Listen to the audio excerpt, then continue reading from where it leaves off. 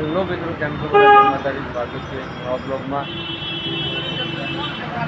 મિત્રો આપણે દુકાને બધું આપી દીધું છે.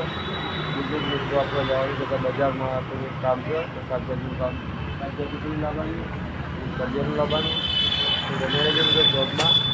તો મિત્રો આપણે આવ્યા છીએ અત્યારે આપણા બાઇકના નંબર પ્લેટ માટે, કારણ કે નંબર પ્લેટ તૂટી જઈ હતી.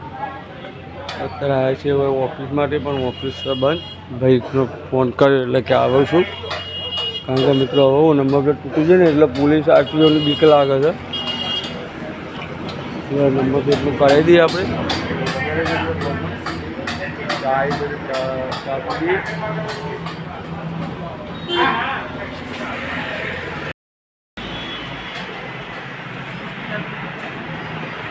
આપણો બ્લોગ ચાલુ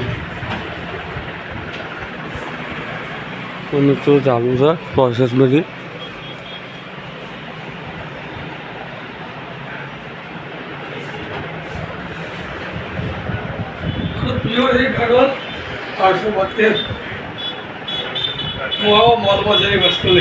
ફાઇનલી ગાઈસ અત્યારે આપણે આવ્યા છીએ આપણા ખેતરમાં, અને એ બધા મારા વાઈફને બધું ચાલી લેવા જોઈએ. આ એટલે વાત જોઉં છું ને, અત્યારે પોટલી તો પડી બાઈક આપણું ફોટો એ લોકો આવી તો આપણે વાત જોઈએ ને. અત્યારે જો મિત્રો સુમસામ, તો ચલો આવી તો હજી વાત જોઈએ. ઘરે આવી જઈએ ને, હવે રામુ સ્કૂલમાં મૂકવા જઈએ છીએ. અમારો રોટલા બની ગયો, પણ પહેલાં રામુબેન મૂકી આવીએ, પછી રામુબેન લઈને આવીએ, પછી જમવા બેસીએ. તો હો મિત્રો બોલ તારું નામ, બોલ તારું નામ. હા, શું નામ તારું? તારું નામ સારું ડાયરેક્ટ શું એ રામુ સાહેબ બગડે.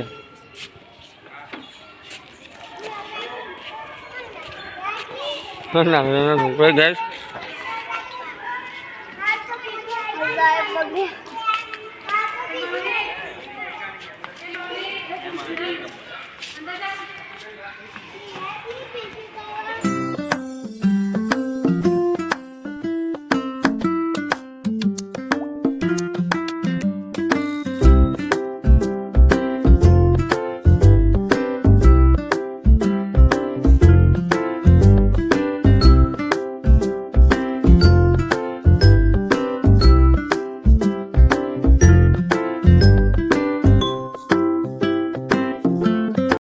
લગાવવાનું હોય ખબર પડે.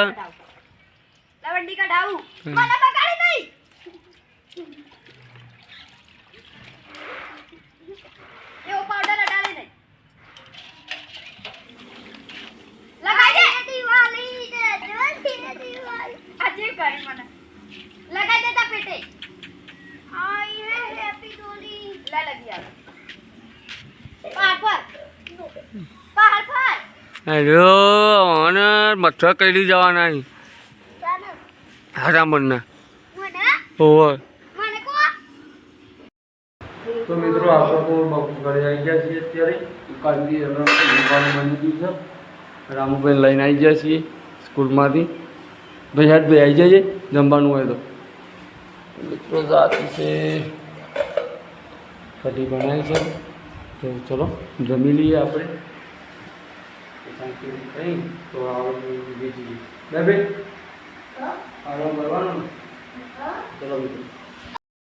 તો ગાઈસ અત્યારે આપણે દુકાને આવી ગયા છીએ, અને પપ્પાને બધા ઘરે મોકલી દીધું હતું જમવા માટે. આપણે ટિફિન મંગાવ્યું છે, એ લોકો આવીને પછી આપણે જમી લઈએ. તો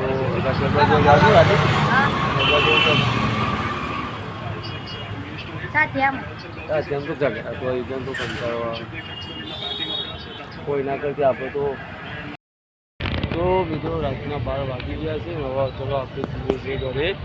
તો બધાને ગુડ નાઇટ, અને મળશું એક કાલ નવા બ્લોગમાં.